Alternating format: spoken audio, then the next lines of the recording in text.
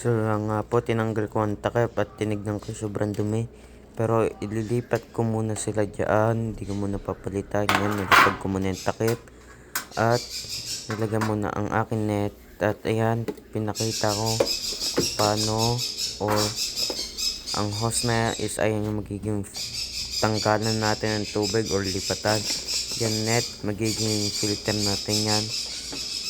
So yan, tignan ko muna, chat ko. Tapos yan, kinat ko muna. Tapos yan, nakakonect na yung dulo sa kabila. At yung net na sa harapan para ma-filter yung ibang dumi. Yung kitang-kita nyo nga po. Hindi mamaya ipopost ko. Yan na nga po, na-post ko na nga po. Tiyatry ko ulit ang male betta fish para ilagay sa kanyang lalagyanan or tank para maging more territorial siya. At yun, nailagay ko na nga po siya. Yan, pinatuyo ko muna ang kamay ko. Yan, goods na. And then tinaray ko naman kunin ang female, pero nagtatago siya kaya inuna ko muna ang damo. Pero nilagay ko at pinatuyo yung isa, kinuha ko rin. Yan, pinatuyo ko, nilagay ko dyan para may mapapagtaguan ang male betta fish. Yan, goods, nakalagay sa kamay ko. At dyan ko na hinuli ang female dahil unti lang din yung tubig. Baka mamatay siya or baka hindi sapat sa kanya yung tubig, baka maging stress. Yan, tinanggal ko na yung plastic, kinuha ko na yung female betta fish. Hindi kita sa camera dahil masyado akong malikot. Diyan ko nga po try, tas yun, nahuli ko.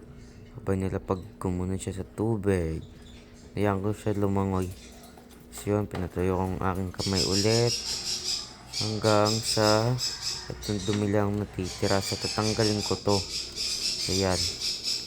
Yan. Kumuha na rin akong bagong itlogan ng male or bubble nest ng male.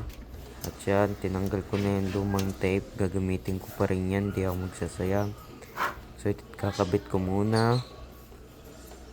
Inayos ko mabuti. Yan.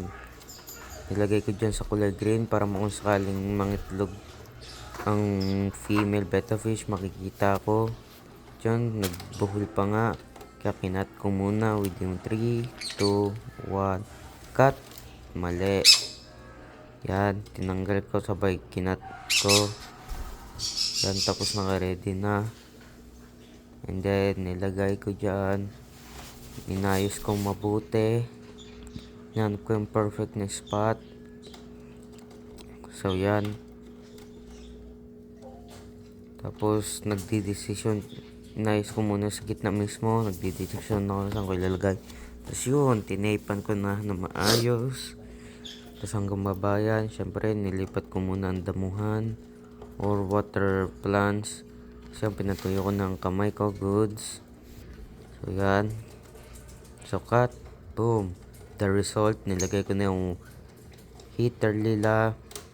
Tapos, nag-automatic yan. Pag red, gumagana. Pag green, naka-stop. So, yun guys, bye.